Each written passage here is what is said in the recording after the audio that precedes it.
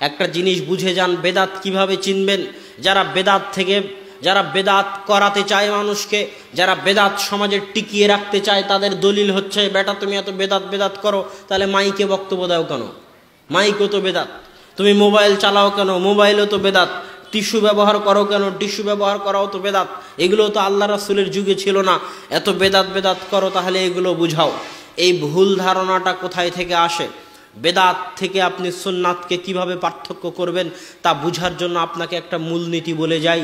এই একটা মূলনীতি মাথায় থাকলে সব কিছু আপনার সামনে ক্লিয়ার হয়ে যাবে।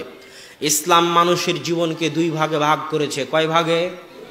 মানুষের জীবনকে কয় ভাগে ভাগ করেছে ইসলাম? দুই ভাগে। একটা মানুষের ইবাদত আর একটা মানুষের দুনিয়া। একটা মানুষের ইবাদতের জগৎ আর একটা মানুষের দুনিয়ার জগৎ।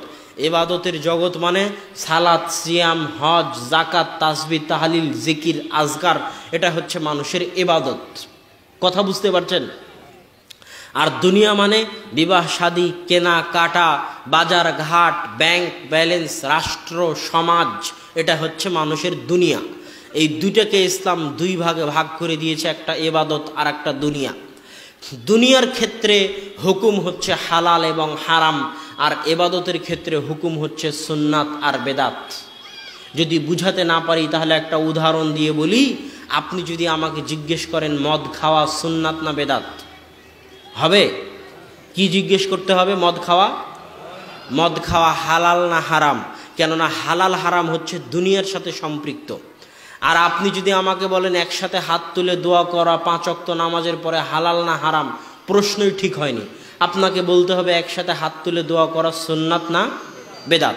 তাহলে ইবাদতের সাথে সম্পৃক্ত হুকুম হচ্ছে সুন্নাত আর বেদাত, আর দুনিয়ার সাথে সম্পৃক্ত হুকুম হচ্ছে হালাল আর হারাম।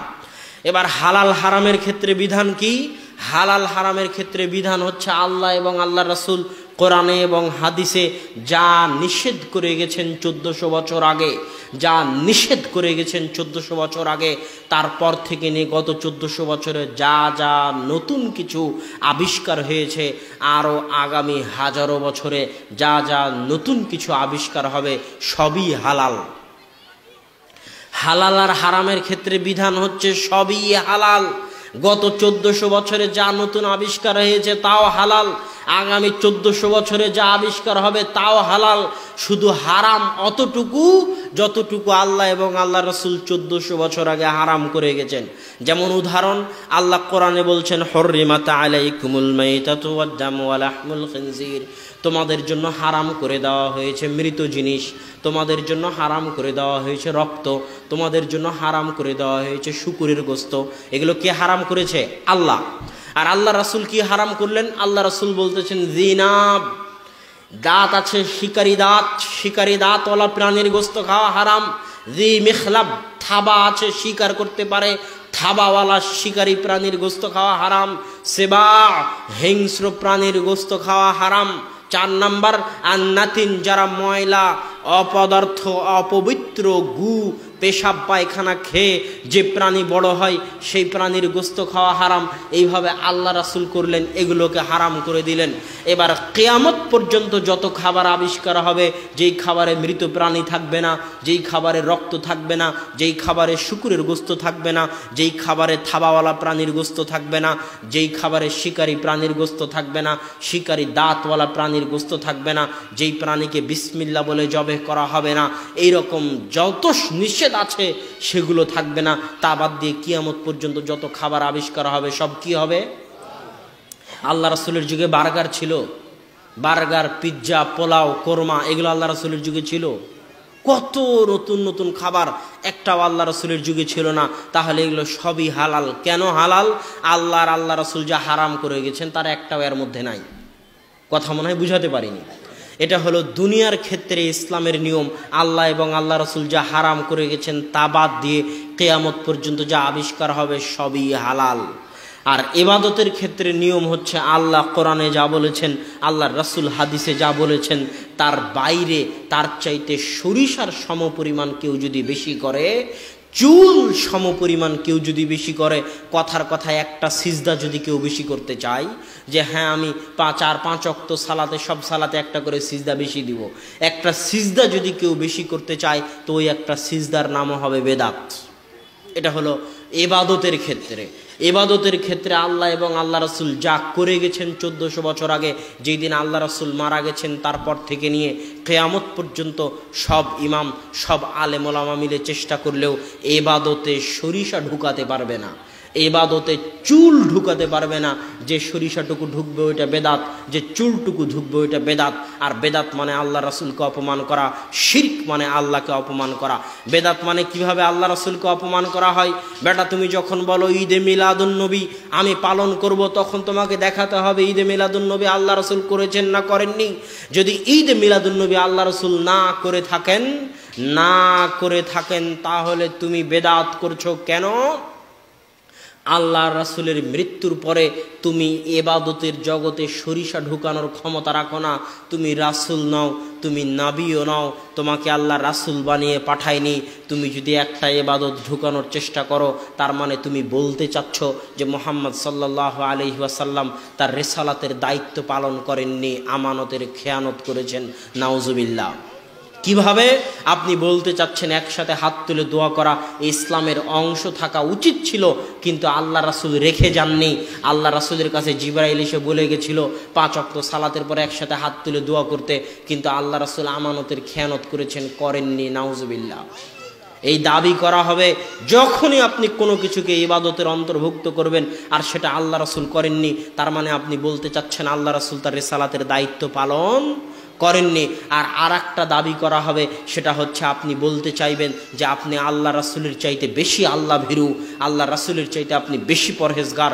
আল্লাহ রাসূল এসে জিজ্ঞেস করলো আল্লাহ রাসূল কি করে?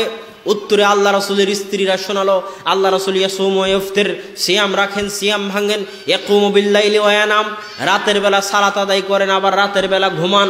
আল্লাহ রাসূল বিবাহ করেছেন, স্ত্রী পুত্র ছেলে মেয়ে আছে। তারা বলল আল্লাহ রাসূলের গফিরা লাহু মা তাকাদ্দামা মিন যামবিহি ওয়া মা তাআখার, আল্লাহ রাসূলের আগের পরের সব গুনাহ মাফ হয়ে গেছে। তাকাল্লুহা, তারা আল্লাহ রাসূলের ইবাদতকে অল্প মনে করলো, যে তারা আগের পরের সব গুনাহ ক্ষমা হয়ে গেছে, এত ইবাদতের তার প্রয়োজন নাই, কিন্তু আমাদের ইবাদতের দরকার আছে।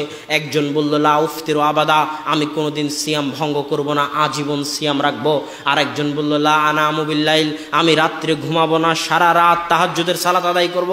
আর একজন বলল আমি বিবাহ করব না। আল্লাহ রাসূল বাড়িতে এসে তাদেরকে খুঁজতে লাগলেন, কোথায় তারা, কোথায় তারা। খুঁজতে খুঁজতে যখন তাদেরকে পেয়ে গেলেন তখন তাদেরকে বললেন আকুলতুম কাদা ওয়া কাদা, তোমরাই কি তারা যারা এই কথা বলেছো? তখন আল্লাহ রাসূল তাদেরকে বলতেছেন ওয়াল্লাহি লা ইন্নী আখশাকুম ওয়া আতকাকুম লিল্লাহ, ওয়াল্লাহি আল্লাহর কসম, ওয়াল্লাহি আল্লাহর কসম, ওয়াল্লাহি আল্লাহর কসম, আমি মুহাম্মদ সাল্লাল্লাহু আলাইহি ওয়াসাল্লাম আসমানের নিচে জমিনের উপরে, আসমানের নিচে জমিনের উপরে সবচেয়ে তাকওয়াবান, সবচেয়ে পরহেজগার, সবচেয়ে আল্লাহ ভীরু। আমি সিয়াম রাখি, সিয়াম ভাঙ্গি, আমি রাতে সালাত আদায় করি, আবার ঘুমাই। যারা আমার এই সুন্নাত থেকে বেরিয়ে যাবে, মুখ ঘুরিয়ে নিবে, তারা আমার উম্মতের অন্তর্ভুক্ত নয়। সম্মানিত উপস্থিতি, অতএব বেদাত অনেক ভয়াবহ জিনিস, বেদাত অনেক ভয়াবহ জিনিস। বেদাতের মাধ্যমে আল্লাহর রাসূলের অপমান করা হয়। সুন্নাত বেদাত কাকে বলে? ওই যে দোয়া চাওয়ার কথা বলতেছিলাম, আসমানের নিচে জমিনের উপরে আল্লাহর নিকটে দোয়া চাওয়ার সবচেয়ে বড় মাধ্যম কি? সবচেয়ে বড় মাধ্যম কি? সালাত। সালাত শব্দের শাব্দিক অর্থই হচ্ছে দোয়া। সালাত শব্দের শাব্দিক অর্থই হচ্ছে দোয়া। সালাত শব্দের শাব্দিক অর্থই হচ্ছে দোয়া। সালাতের শুরু থেকে নিয়ে আল্লাহু আকবার হাত বাঁধা থেকে নিয়ে আসসালামু আলাইকুম ওয়া রাহমাতুল্লাহ বলা পর্যন্ত শুধুই দোয়া, দোয়া আর দোয়া। সালাত দেওয়াই হয়েছে দোয়া করার জন্য, সালাত দেওয়াই হয়েছে দোয়া করার জন্য, সালাত দেওয়াই হয়েছে দোয়া করার জন্য। সালাম ফিরানোর আগে কোরআনের দোয়া, হাদিসের দোয়া, যত দোয়া আছে সব দোয়া আপনি সালাম ফিরানোর আগে বলতে পারবেন। এবার যখন আসসালামু আলাইকুম বলে সালাত শেষ করলেন, তখন কি শেষ হয়ে গেল? জোরে বলেন, কি শেষ হয়ে গেল? দোয়া শেষ হয়ে গেল। কিন্তু এখন যদি আপনি তখন সালাম ফিরে সুন্নাতে দাঁড়িয়ে যান, তাসবিহ তাহলিল করেন, তাহলে দিনাজপুর বিরামপুরের মানুষ বলবে যে হুজুর কত বড় বেয়াদব, দোয়া করালো না। আছে না নাই? আমি বলবো বেটা তুমি আরো 10 বছর পড়াশোনা করো, আরো 50 বছর পড়াশোনা করো, দোয়া কাকে বলে সেটা শিখে আসো। আমি তো সালাম ফিরানোর মাধ্যমে দোয়া শেষ করে দিলাম, এটা তো আমি বলিনি, এটা তো আল্লাহ এবং আল্লাহ রাসূলের কথা। আবু দাউদ খুঁজো, বুখারী খুঁজো, মুসলিম খুঁজো, তিরমিজি খুঁজো, নাসাই খুঁজো, দারাকুতনি, দাইলামি, বাইহাকি, যত হাদিসের গ্রন্থ আছে সব হাদিসের গ্রন্থ খুঁজো।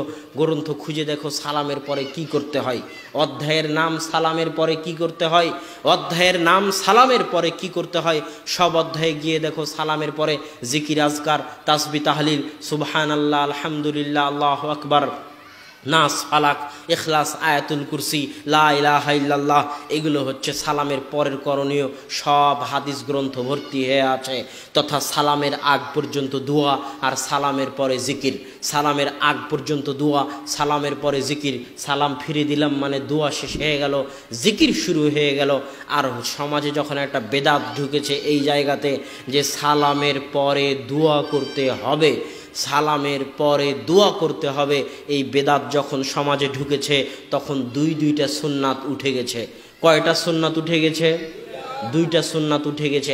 এক, সালাতের মধ্যে যে দোয়া করতে হয় এটা মানুষ ভুলে গেছে। কথা মনে হয় বুঝাতে পারেনি।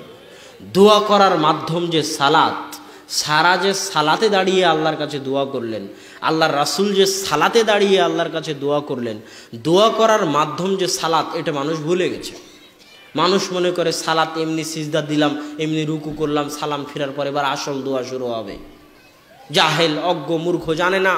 ওই বেদাত ঢোকার কারণে মানুষ ভুলে গেছে সালামের আগে দোয়া করতে হয়, সিজদায় গিয়ে দোয়া করতে হয়। বান্দা যখন সিজদায় থাকে তখন আল্লাহর যত নিকটবর্তী হয়, তখন আল্লাহর যত কাছে চলে যায়। পৃথিবীতে আর কোনো সময় নাই, আর কোনো স্থান নাই, বান্দা তত আল্লাহর নিকটে কাছে চলে যায়। সিজদায় গিয়ে চোখের পানি ফেলুন, সিজদায় গিয়ে দোয়া করুন। কত দোয়া করবেন? সিজদা দোয়া করার জায়গা, সালাত দোয়া করার জায়গা। যখন সালামের পরে সমাজে দোয়া ঢুকেছে তখন সিজদা যে দোয়া করার জায়গা, সালাত যে দোয়া করার জায়গা, এটা মানুষ ভুলে গেছে। আর একটা কি সুন্নাত উঠে গেছে, সালামের পরে যখন দোয়া ঢুকেছে তখন সালামের পরে যে জিকির আজকার করতে হয়, তাসবিহ তাহলিল করতে হয়, এটা মানুষ ভুলে গেছে। সালামের পরে কোনো মতে দোয়া করে নিয়ে বেহাক্কে লা ইলাহা ইল্লাল্লাহ বলে শেষ। কোনো জিকির নাই, আজকার নাই, তাসবিহ নাই, তাহলিল নাই, নাস, ফালাক, ইখলাস নাই, আয়াতুল কুরসি নাই, কিচ্ছু নাই। দুইটা বড় বড় সুন্নাত মানুষ উঠিয়ে ফেলেছে এই একটা বেদাতের কারণে। বেদাত কিভাবে সমাজে ঢুকে, বেদাত কাকে বলে, বেদাত কিভাবে সমাজে ঢুকে, বেদাত কাকে বলে, একটা ঘটনা আপনাকে শোনাই। ইমাম মালিক রাহিমাহুল্লাহ, মুয়াত্তা মালিকের লেখক। মুয়াত্তা মালিক একটা হাদিসের বই। 4টে যে মাযহাব আছে পৃথিবীতে, হানাফি, শাফি, হাম্বলি, মালিকি, এই মালিকি মাযহাবের ইমাম হচ্ছেন ইমাম মালিক। 179 হিজরিতে মারা গেছেন। ইমামও দারিল হিজরাহ, মদিনার ইমাম, মদিনাতেই জন্ম, মদিনাতেই মারা গেছেন। বাকিউল গারকাদ, যে বাকি গোরস্থান আছে সেখানে তার দাফন হয়েছে। আল্লাহ রাসূলের মসজিদ, মসজিদে নববীতে বসে হাদিসের দার্স দিতেন বিশাল ইমাম, ইমাম মালিক। ইমাম মালিকের দরবারে একজন ব্যক্তি এসে বলতেছে, ইমাম মালিক, উরিদু আন উহরিমা মিন কবরি রাসূলিল্লাহ সাল্লাল্লাহু আলাইহি ওয়াসাল্লাম। ইমাম মালিক, এটা মসজিদে নববী, এটা হচ্ছে মক্কা, আর এইটা হচ্ছে জুলহুলাইফা, মিকাত, এহরাম বাঁধার জায়গা। মদিনা থেকে যারা মক্কায় যাবে তাদের এহরাম বাঁধার জায়গা হচ্ছে জুলহুলাইফা। আল্লাহর রাসূল নির্ধারণ করে দিয়েছে, আল্লাহর রাসূল নির্ধারণ করে দিয়েছে এই জায়গা। এই জুলহুলাইফা মদিনা থেকে দক্ষিণ দিকে 10 কিলোমিটার। ওই ব্যক্তি ইমাম মালিককে এসে বলতেছে, ইমাম মালিক, আমি জানি আল্লাহ রাসূল এহরাম বাঁধার জায়গা করে দিয়েছেন জুলহুলাইফা, কিন্তু আমি এহরাম বাঁধতে চাই মসজিদের নববী থেকে, আল্লাহর রাসূলের কবরের পাশে থেকে। তখন ইমাম মালিক বলতেছেন, উরিদু আন তাকা আযুন্নু আন তাকা আখশা আন তাকা ফিল ফিতনাহ, আমি ভয় পাচ্ছি তুমি ফিতনার মধ্যে পতিত হচ্ছ। ওই ব্যক্তি বলছে, আপনি কিসের ফিতনার কথা বলতেছেন? আমি যদি জুলহুলাইফা পার হয়ে চলে যেতাম তাহলে না হয় ফিতনা হলো, সেটা বুঝলাম। আমি তো জুলহুলাইফা পার হইনি, পার তো হইনি 10 কিলোমিটার আগে তো এহরাম বাঁধতেছি, তাও আবার কোন জায়গা থেকে বাঁধতেছি আপনি জানেন? পৃথিবীর শ্রেষ্ঠ মসজিদগুলোর একটা মসজিদ, আল্লাহ রাসূলের মসজিদ, মসজিদের নববী থেকে এহরাম বাঁধতেছি, তাহলে ফিতনা আবার কিসের? কথা মনে হয় বুঝতে পারেননি। বাংলাদেশে যারা হজ করেছেন হাজি, তারা দেখবেন শাহজালাল আন্তর্জাতিক বিমানবন্দরের হাজি ক্যাম্প থেকে এহরাম বাঁধে। তাদেরকে যদি বলা হয় যে ইয়ালামলাম হচ্ছে আপনার এহরাম বাঁধার জায়গা, আল্লাহ রাসূল নির্ধারণ করেছে, ওখানে আপনাকে এহরাম বাঁধতে হবে, ওই ব্যক্তি একই কথা বলবে যে আমি তো ইয়ালামলাম পার হয়ে যাইনি, 1000 কিলোমিটার আগে এহরাম বাঁধলাম, পার হয়ে গেলে না হয় সমস্যা ছিল। একই কথা বলবে যেটা ইমাম মালিককে বলা হয়েছিল। ইমাম মালিক কি জবাব দিচ্ছেন? ইমাম মালিক উত্তরে বলতেছেন, আইয়ু ফিতনাতিন আ'যামু মিন হাদিহি সাবাকতা ইলা ফাজিলাতিন কাসারা আনহা রাসূলুল্লাহ সাল্লাল্লাহু আলাইহি ওয়াসাল্লাম।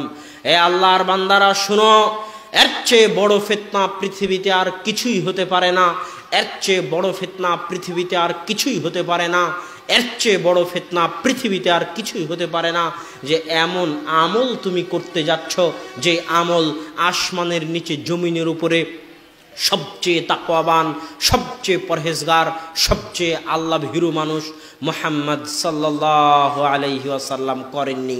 এর চেয়ে বড় ফিতনা আর হতে পারে না। আল্লাহ রাসূল এহরাম জুলহুলাইফা থেকে বেঁধেছেন, অতএব তুমি মসজিদে নববী থেকে বাঁধতে পারো না। এর নামই বেদাত, এর নামই হচ্ছে বেদাত। সারা পৃথিবীর সব ইমাম, সব হুজুর মিলে যদি বলে সালাত আদায় করা ভালো কাজ, অতএব জুমার দিনে 2 রাকাত নয় 3 রাকাত সালাত আদায় করব, 2 রাকাত নয় 4 রাকাত সালাত আদায় করব।